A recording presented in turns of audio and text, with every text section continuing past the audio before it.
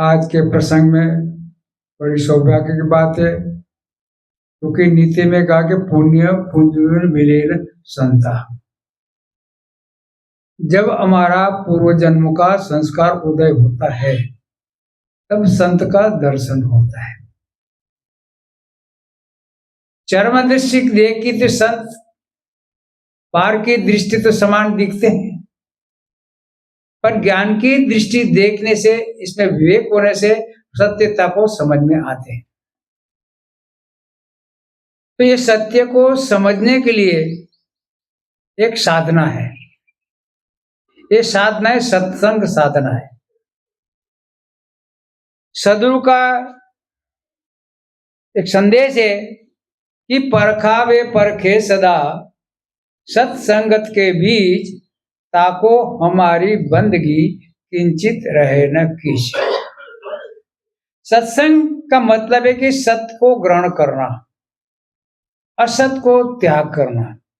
तो हमने सत्य, सभी ने तो सत्य माना हुआ है। जिसको समझ की कमी है वो सत्य को, शरीर को ही सत्य माना है। नेत्र दृष्टि सामने दिखने में आता है, पर शरीर सत्य का। सत्य का लक्षण क्या होता है? जिसको अदल बदल न, उसका नाम सत्य। शरीर 5 तत्वों का पुतला है कि समूह का बना हुआ शरीर है। 5 तत्वों का, परमाणु का संयोग से ये शरीर बना हुआ है। पृथ्वी तत्व का परमाणु है, जल तत्व का परमाणु है, अग्नि तत्व का परमाणु है, वायु तत्व का परमाणु है। ये चारों तत्व का परमाणु के द्वारा शरीर की रचना हुई है। तो रचना क्या? इसका बीज है। ये जड़ तत्व की परंपरा एक बीज की परंपरा है, दूसरी कारण कार्य की परंपरा है। जड़ चेतन है, कारण कार्य की बीज की कोई श्रृंखला नहीं है, वो स्वयं है। ये परिवर्तनशील संसार है, माने सदा सरकते जाना ग्राम संसार है, स्थिर नहीं है, बदलने वाला है। वो बदलता ही रहता है। जैसे पुत्र का जन्म होता है, उसके बाद में पल पल बदलते जाता है। पहले इसका शरीर कितना छोटा था, फिर महीना में, 2 महीना में, 4 महीना में, 6 महीना में, साल भर कितना परिवर्तन लगता है। पहले आकृति देखो तो कितनी भयानक दिखती है। जब पुत्र का जन्म होता है तो भयानक आकृति दिखती है, धीरे धीरे सुधरते सुधरते रूपवान, सुंदरवान, चमकवान बन जाते हैं। तो इसको परिवर्तनशील है। पर ये चीज के वस्तु है, वो दृश्य पदार्थ है। क्या जी है? जैसे दृश्य 3 प्रकार का गुण होता है, दृष्टा, दृश्य और दर्शन। तो दर्शन, दृश्य को देखने वाला दर्शन होता है। अब दर्शन को अनुभव करने वाला दृष्टा होता है। तो एक खोज किसने की? ज्ञानी लोगों ने खोज की। एक कर्म लोगों को इसको जरूरत नहीं है। देखना है, देखना है, खुशी होना है, खुशी होना है, मिलने का अच्छा सुखी होता है, विश्व के नाम दुखी होता है, अनुकूल में सुख होता है, अप्रतिकूल में दुख होता है। उनको उतना ही मतलब है। इसको कहते पशु धर्म। कहिए, पशु में ये मानता है साजन, भोजन, भय, मैथुन, निद्रा और मोह, ये समान सबका ये धर्म, जो शरीर का धर्म है, चाहे मनुष्य में हो, पशु में हो, पक्षी में हो, कीड़ा मकोड़ा में, ये समानता शरीर की समानता है। तो अन्य धर्म योग्यता नहीं है, विशेषता नहीं है कि वहां सोचने समझने की, वियोग करने की क्षमता नहीं है। मनुष्य में ज्ञान खानी है। क्या चाहिए? सोचने, विचेकने, छोड़ना, पकड़ने का ज्ञान है। वहां खाली पकड़ना पकड़ना है, एक तरफी होता है, इसलिए उसको कहते हैं पशु। मनुष्य पशु में क्या अंतर है? मनुष्य में ज्ञान होता है। क्या होता है? वहां प्रकाश प्राप्त करने की क्षमता होती है। वहां तक खाना पीना भोगना उसका ही धर्म है, इसके अलावा दूसरा कुछ नहीं। जो शरीर का धर्म को भीतर ही रहते हैं, इसको महापुरुष ने इसको अल्प कहा गया। क्या क्या? अज्ञान का है ना। तो अज्ञान से भी ज्ञान प्राप्त करता है। तो कौन सा ज्ञान प्राप्त है? संसार की जीवन जीविका उपार्जन का ज्ञान करता है। आज हमारा बच्चे को पढ़ाते हैं, किस लिए पढ़ाते हैं? धन प्राप्ति के लिए, जीविका उपार्जन प्राप्ति के लिए। इसमें 4 व्यवस्था हम देते हैं। एक मास्टर बनाते हैं, एक डॉक्टर बनाते हैं, एक वकील बनाते हैं, एक वैज्ञानिक बनाते हैं। क्या बनाते हैं? इंजीनियर बनाते हैं। ये धन कमाने की व्यवस्था है। तो उस व्यवस्था प्राप्त करने कितना समय लगता है? सच में प्राप्त होता है क्या? पर अपना शारीरिक जीवन में भूख मिटाना, संसार खूब पाने के वो ज्ञान की जरूरत नहीं है। बिना ज्ञान के मजदूर लोग जो है 1000 रुपया ना रोज कमा के वो भी व्यवस्था ठीक कर सकता है। तो इसी प्रकार के शरीर की सुविधा के सुख प्राप्ति के लिए तो ज्ञान सामान्य ज्ञान से होता है। विशेष से ज्ञान के बुद्धि विकसित होती। क्या होती? समझ बढ़ती है। सामान्य व्यक्ति 8 घंटा एक मजदूरी का 8 घंटे काम करता है। एक इंजीनियर है, एक डायरेक्टर है? वो ही 8 घंटा काम करते हैं। वो कितने काम करते? 1000 आदमी का काम करता है। वो क्या करता है? वो काम को बताने वाला, काम को व्यवस्थित करने वाला, वो मालिक को समाधान देने वाला होता है? तो उनकी विशाल बुद्धि है ना, वो बराबर ठीक ठीक काम करता है, सबको समाधान देता है ना। तो उसको विशेष ज्ञान प्राप्ति के लिए आज हमको 20-20, 25-25 वर्ष पढ़ना पड़ता है। क्या पढ़ना पड़ता है? कितने पैसे का व्यय करना पड़ता है, कितने समय को भोग देना पड़ता है। आज प्रत्यक्ष चाह रहे करोड़ों रुपया का खर्च करने बाद एक व्यक्ति सिद्धि प्राप्त होती है। पर क्या मिलता है? सुख मिलता है। तो कौन सा सुख है? अल्प सुख है। कबीर साहब के जो संसार का संबंध का जो है मन इंद्रिय एकाग्र सुख अल्प है, और दुख कितना है? पहाड़ समान। अल्प सुख दुख आदेव अंता, मन बुलान मैगर मैं मनता। सुख बिसराए मुक्ति का पावे, परिहरि सांझ झूठ निज धावे।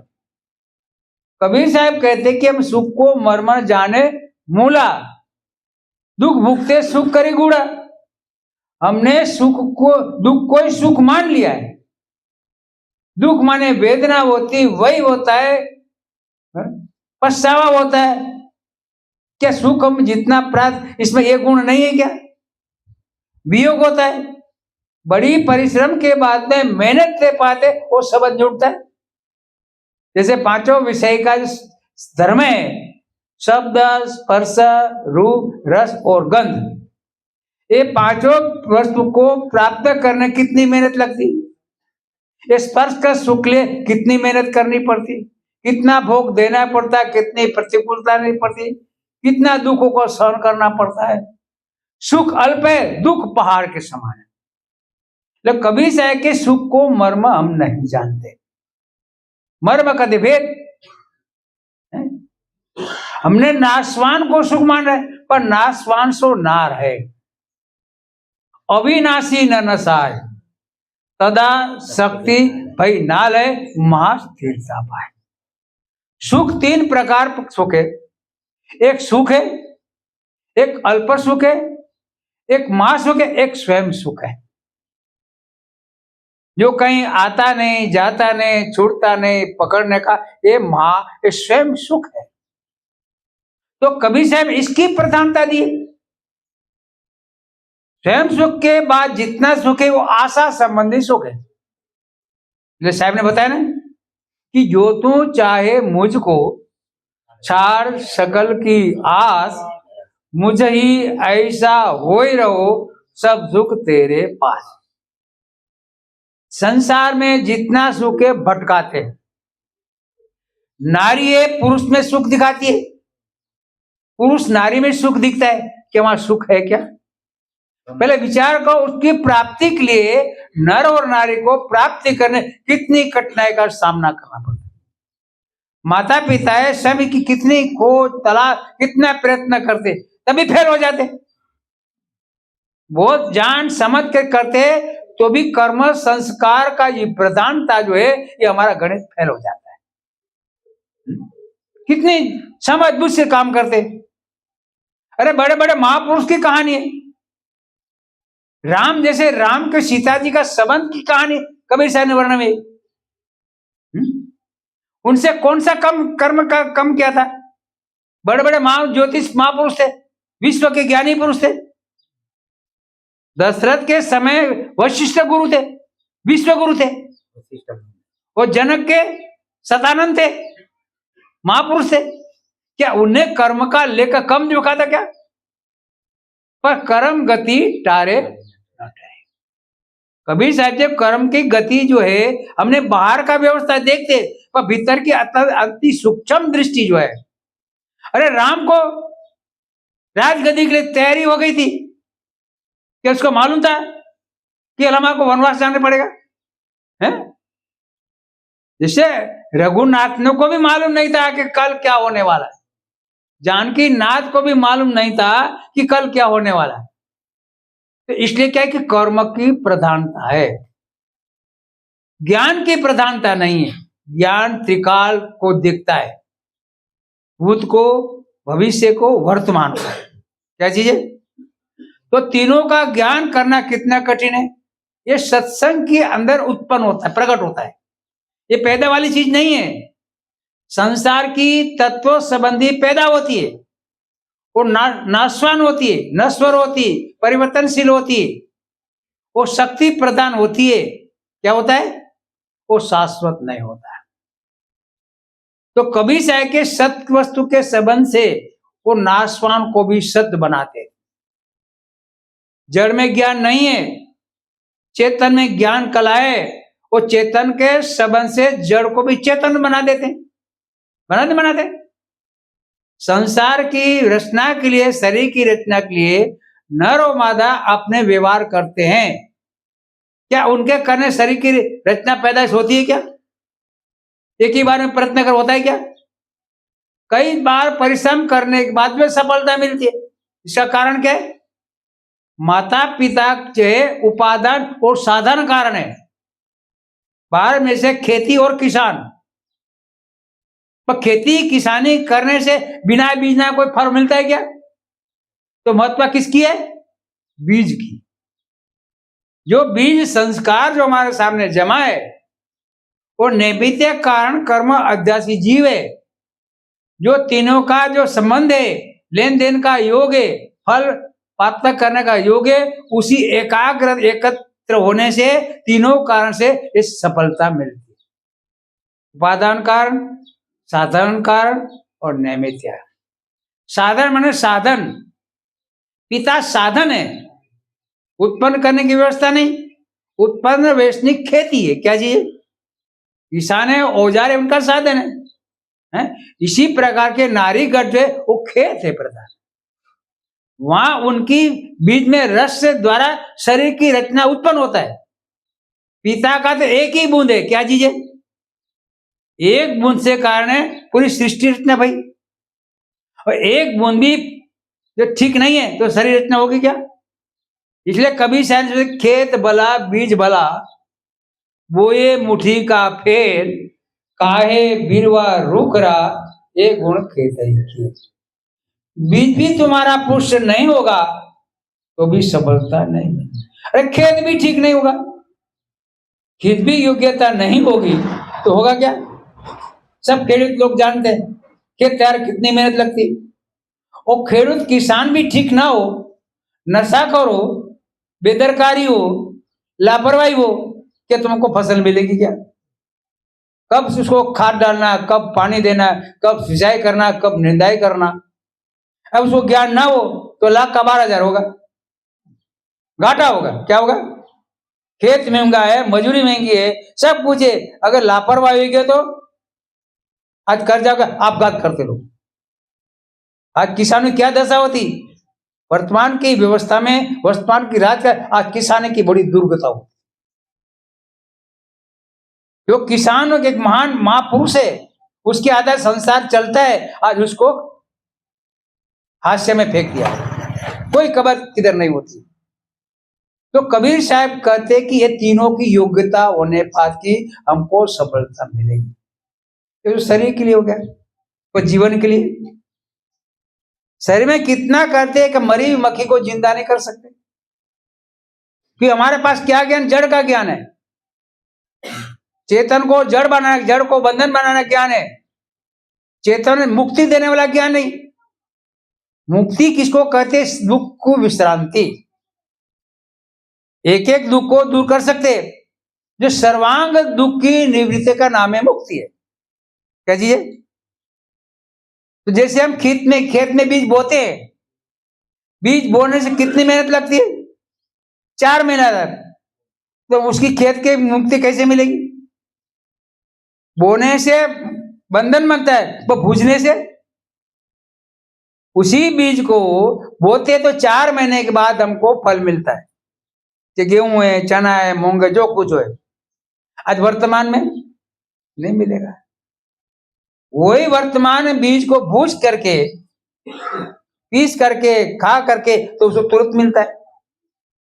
तो इसलिए एक कर्म है बोना उपजे बीज बहुत, एक कर्म है बूझना उदय न अंकुर सुध। तो बूझ कौन सकते?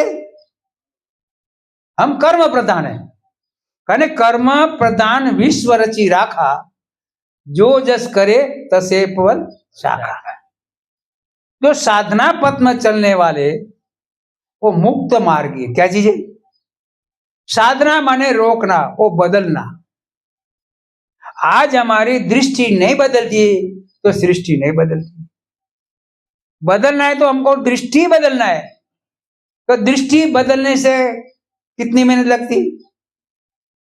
आज संसार के सुख में पुरुष की दृष्टि नारी पर लगी हुई और नारी की दृष्टि पुरुष में लगी हुई।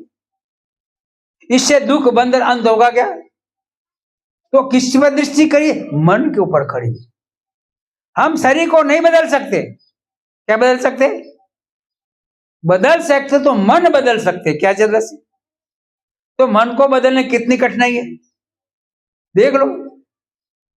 वो मन के बदलने के लिए तपस्या करते, जप करते, ध्यान करते, योग समाधि करते, विज्ञान करते, कहां कहां नहीं जाते। आज मंगल और चंद्र में भी जाके खोज कर जाते, ऐसी सुविधा मिले कि हमारा दुख दरिद्र मिट जाए। पर तो कभी से नहीं कि वस्तु अंते खोजे अंते, क्यों कर आवे हाथ, सज्जन सोई सराइये, जो पारख राखे साथ। आज हमारे सामने सब कुछ साधन है। आज मनुष्य जाने के लिए आज क्या क्या नहीं रचाए। अरे वो लोहे का बना देते हैं, क्या बनाते हो, रॉकेट, क्या रॉकेट बनाते हो, मिसाइल रॉकेट ऐसा सब। अरे वो पुतला बताते, याद भी नहीं आ रहा है। रोबोट बनाते। देखो मानुष की सारी शक्ति को बदल दिया, विद्युत शक्ति चलता है। वस्तु को शक्ति को हो सकता है, पर यहाँ चेतन की शक्ति से तो जीवित कला है। क्या चाहिए? रोड में विद्युत शक्ति चलती है, कंप्यूटर से माध्यम चलता है, ये चलता है, पर वो चेतन है क्या? बराबर आपके समान काम करता है। वो वही तत्व है। जैसे झाड़ में, पौधा में कोई फर्क नहीं है। हाइड्रोजन, नाइट्रोजन, 5 तत्व विस्तार, कोई फर्क नहीं। शक्ति वही है। गुरुत्वाकर्षण है, धारणाकर्षण, स्नेह, रसायन शक्ति है। ये शक्ति से तैयार है, पर इसमें जीवत कला नहीं। क्या जी? जीव बिना मुर्दा। तो ये जीवत कला को जानने समझने के लिए इसको उजागर करने वाले संसार में प्रथम सदगुरु कबीर साहब हुए। संसार बहुत लोग हुए, वेद, शास्त्र, पुराण, बाइबल, सबने खोज किए, कम नहीं की, बहुत शक्ति लगाई। इसलिए कबीर साहब ने ध्यान से, संसार में 2 वस्तु महान है, जड़ चेतन 2 वस्तुएं अति प्रसिद्ध जग माही, ताकि पारक प्राप्त बिना संबंध छूटत नहीं। क्या चीज है? जो जड़ चेतन का संबंध है वो किसने अलग किया? मिल गया। अलग करना कितना कठिन है। संसार का संबंध जोड़ने में कितनी मेहनत है, वो अलग करने में। अलग तो ऊपर वाला पर छोड़ देते हैं। किससे छोड़ते हैं? ऊपर वाला जाने, हमारे हाथ में कुछ भी नहीं। क्योंकि ये भ्रमणाओं में पैदा तो कबीर साहब ने ये खोज की, अनादि काल के संसार में इसके प्राचीन में महापुरुष दो मान हुए, बुद्ध और महावीर। जड़ की सत्यता को जानने, चेतन की सत्य के जानने के लिए महावीर स्वामी जी ने चेतन अपना परीक्षण किया। उस समकालीन महात्मा बुद्ध भी थे, उन्हें जड़ ऊपर संशोधन किया। आखिर रिसर्च से क्या क्या क्या नहीं निकाला, उसने सत्य तक पहुंचे कि सत्य कोई अलग वस्तु नहीं है, ये परमाणु का समय जड़ ही सत्य है। तो बुद्ध जी का सिद्धांत कौन है? जड़ चेतन कोई वस्तु नहीं है, शून्य सिद्धांत है, शून्यवाद। उन्हें शून्य को सिद्ध किया। क्या किया? शून्यवाद। इसने शून्य में 7 विभाग है, सर्व शून्य, मध्य शून्य, आदि शून्य। एक कबीर साहब ने खोज लगाई, उन्हें खाली शून्य कह दिया। सभी साइड से पेटारा खोला उनका कबाड़ा को, वो कबाड़ा को बाहर किया। इन लोगों ने कबाड़ा इकट्ठा किया, वो कबीर साहब ने कबाड़ा ही खोला। भाई देखो, सर्जरी करेंगे तो निदान होगा, डॉक्टर की सर्जरी करने भी नहीं होता, ऊपर से दिखता नहीं है ना। तो कबीर साहब ने कहा, तो कबीर साहब ने निष्पक्ष हुए। क्या हुआ? उन्हीं लोगों ने शास्त्र का पक्ष लिया, अपना इष्ट का पक्ष लिया, अपना समाज का पक्ष लिया। तो पक्ष वाला कभी निर्णय नहीं दे सकता। संसार में 3 प्रकार का पक्ष होता है, एक अपक्ष होता है, एक पक्ष होता है, एक निष्पक्ष होता है। राजकारण में चलता है कि नहीं चलता है? एक पक्षपाती होते, एक अपक्ष होता है, तीसरा निष्पक्ष होता है।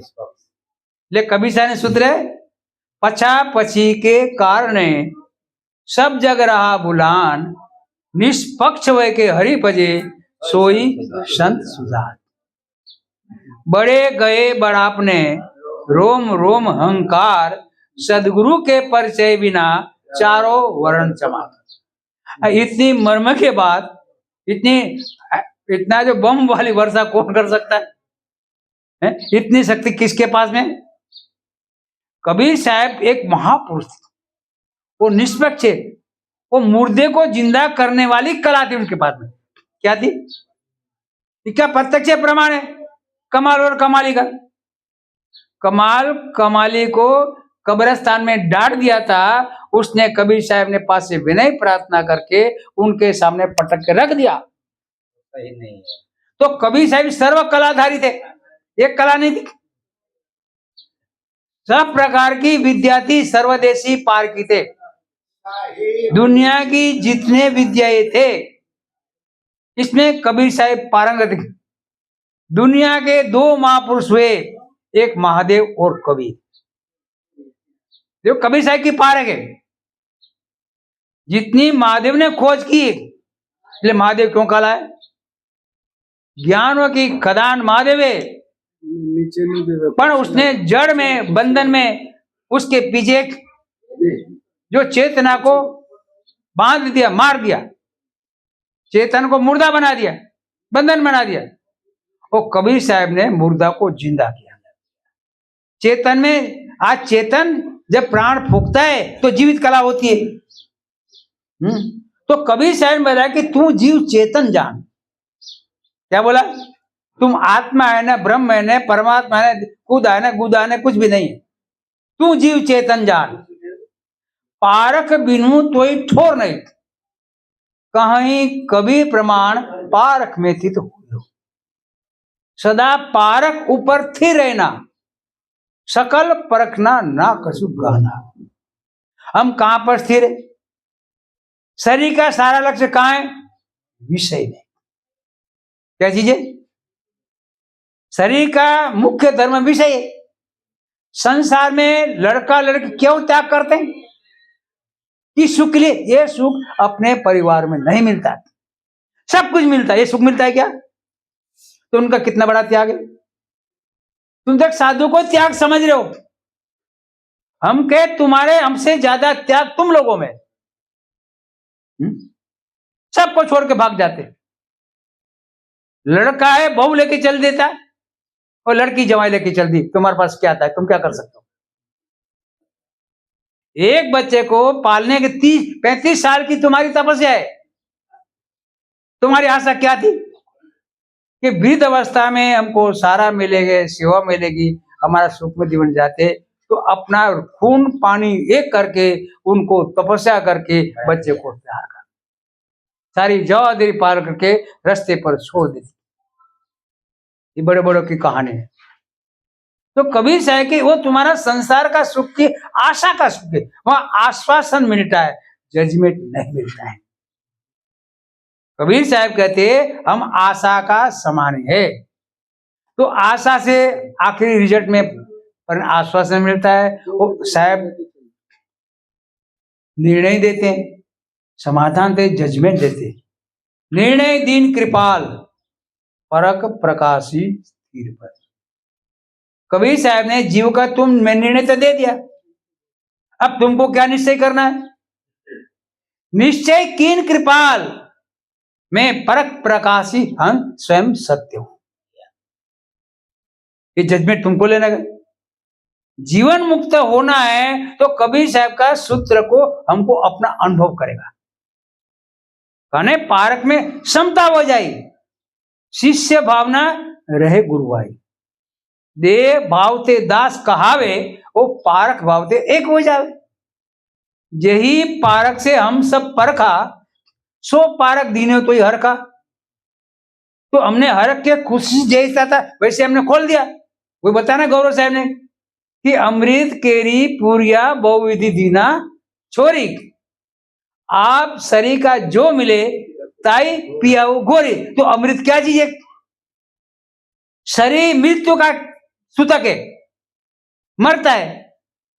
तो मरने से बचाए कौन भाई? विष को कौन मारता है? अमृत। तो अमृत ना कोई स्वतंत्र द्रव्य नहीं है, उसी विष को सोधा जा रहा है, इसका पावर को बढ़ाया जाता है, उस पावर को बढ़ा के विष को शोषण करके उसको निर्जीव से बनाते। ये कला होती। तो ऐसा वस्तु कौन है? चेतन। कौन से? अमृत है ने। अमृत वस्तु जाने नहीं, मगन भया सब लोय, कहीं कबीर काम हो नहीं, जीवई मरण न हो। कितनी बड़ी बात है। ये बड़े बड़े विज्ञानी साइंटिस्ट भी इस बात को समझ नहीं सकते, इसका भाव नहीं किसका। ये पंडित की पोथी काम नहीं है, चाहे कुरानवादी हो, बाइबलवादी हो, कोई भी दुनियावादी हो, कबीर साहब को मर्म नहीं जानते। लेकिन कबीर साहब ने कहा सकलो जग अंधा। कबीर साहब ने कासो कहूं सकलो जग अंधा, सांचे से भागा फिरे झूठे का बंदा। अंधा क्यों कहा? क्योंकि उसका गुरु भी आंध्रा है। साहब ने कोई मौका नहीं दिया लोगों को। जहा का गुरु है आंध्रा, चेला का कराए, अंधे अंधा पेलिया दो ऊपर। तो अंधा क्यों है? जो पक्षपाती अंधा होता है उसको वो ज्ञान में ज्ञान होता ही नहीं। तो कभी से ज्ञान तो संसार में तो कौन सा ज्ञान जरूरत है? अपना स्वरूप ज्ञान की। संसार में 3 स्टेज है, स्वरूप है, रूप है और अरूप है। जड़ में 2 विभाग है, चारों तत्व है और रूप है, ठोस है, अखंड है। वो चारों तत्व की संबंध में परमाणु में जो एक संबंध का गुण है वो आकाश है। आकाश स्वरूप भी नहीं है और रूप भी नहीं है, तो वो क्या चाहिए? वो मिथ्या है। जैसे लोगों ने, वेद लोगों ने कहा कि ब्रह्म सत्य जगत मिथ्या। क्या बोला? ये आम बात बताई वैदिक लोगों ने, पुराने लोगों ने, इन्हें ब्रह्म सत्य। तो कबीर साहब के ब्रह्म मिथ्या है, चेतन सत्य और ब्रह्म तुम्हारा मिथ्या है और जगत असत्य है। क्या जी? वहां सत्य का भाव है, ज्ञान का भाव है, असत्य जो नाशवान है। आकाश मिथ्या है, नाशवान मिथ्या के माने बहुविधि भय जीवन को ताने। ये दुख कहां पैदा होता है? नाशवान असत्य को मानने से, उनको स्वीकार करने से ये भय पैदा हुआ है। जन्म का, मरण का, गर्भवास का, मिलने का, विछड़ने का, ये भय कहां से पैदा हुआ? असत्य नाश मान के माने बहुविधि भय जीवन को ताने। भय ते धीरज छूटे जाई, और धीरज गए अधीरता है। अरे होनहार सो तो है नोई, काई मान तो दुख में रोई। तू अविनाशी सुख में कहिए, याई जानी धीरता ले। देखो पूर्ण साहब का महावाक्य, पूर्ण साहब का महावाक्य एक बूंद में सागर दर्शा दिया। क्योंकि संसार समुद्र को बड़ा मानता है, वो महापुरुष बूंद को मानता पाए। देखा ना, बूंद जो परा समुद्र में, सो जानत सब कोई, समुद्र समाना बूंद में, जाने बिरला कोई। भाई कोई विवेकी होगा। इसलिए साहब ने कहा ने, साधु साधु सभी बड़े, अपनी अपनी ठोर, शब्द विवेकी पारखी, ते माथे के मोर। देखो संसार में 2 जनों की डिग्री मिली, माथे मोर। माथे के मोर किनको लगता है? अरे माथे में मुगट रहता है, मुगट के ऊपर मोर रहता है, तो कौन मोर हुए?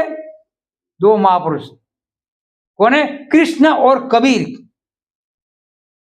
कृष्ण के ऊपर भी तुम्हारा मोर पीछ लगता है, वो कबीर को भी मोर पीछ लगा दे। बाकी किसी महापुरुष बताओ कोई मोह तो खोज के लाओ, ढूंढ के दिखाओ है।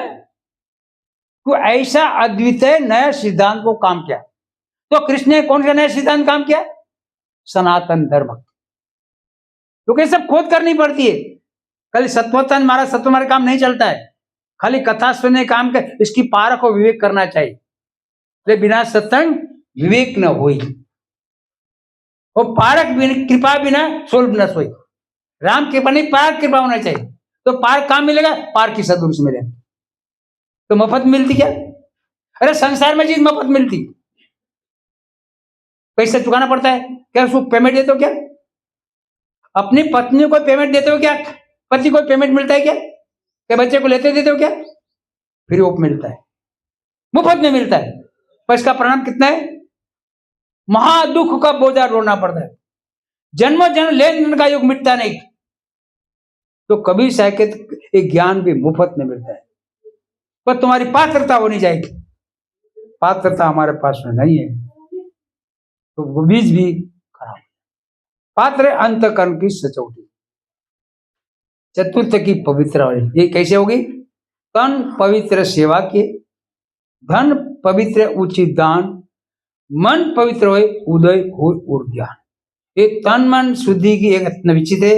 सदुर को अर्पण के तीनों हो पवित्र। ये सदुर को समर्पण करने से हमने सदगुरु तुरंत देते। हम संसार में समर्पित करते हैं, पर उसका फल पासे मिलता है। वो चुरा लेते हैं, नारी पुरुष का चुरा लेती है और पुरुष नारी का चुरा लेती है। खोजो अंदर से, देखो ज्ञान दृष्टि देखो, ज्ञान दृष्टि देखो क्या किया। लूटम लूट चल रही, राम नाम की लूट है, लूट सके तो लूट। इसलिए कभी से कहना है कि सपने सोया मानवा, खोली जो देखे नैन, जीव पड़ा वो लूट में नाक। तो सदगुरु सपने से हमको जागृत करते। संसार सपने के बाद मूर्छी और स्तंभ न थे। आज 5 विषय को आप भोगते, इसके परिणाम क्या होते? मूर्छा आती। इसका संस्कार दिए, इसलिए सुखाध्यावश जीव सब आई, इच्छा शक्ति वो क्रिया कराई, सुख में सूक्ष्म हंता होई, अध्यास लक्षण जान। तो कभी से हमको जागृत करते। क्या करते? जगा देख, तू जाग, जो जागल सो भागल, सोवत बेल गैल बिगोय हो रमैया। तू जी रामम प्राण हो, लहू सोई दीर्घ। तो कबीर साहब ने आत्महत्या समझ दे करके अपने जीवन को मुक्ति जीवन बनाया, जीवन मुक्ति का फल दिया। संसार में बाल का सुख सुविधा का सब मिलेगा, और अल का समय जीवन मुक्ति का सुख है, तो मुझको चाहो, तो मेरे को चाहोगे तो मैं तुम्हारा सुख तुमको पकड़ा देता। क्या पकड़ाते? अपना सुख नहीं देते, लिया जाता है। उपदेश दिया, सुझाव दिया, अभिप्राय दिया, तू कहाँ ढूंढ रहे? क्या बोला? मुझको कहाँ ढूंढे बंदे, मेरे पास मैं तो तेरे पास में हूं। अगे तू सजग हो गया, सद्बुद्धि आ गया, तो सब तेरे पास में है। फिर बहुत ज्यादा विषयांतर हो जाता है और समय कम है। हमने भी अपनी वाणी को बोलिए श्री सद्गुरुदेव।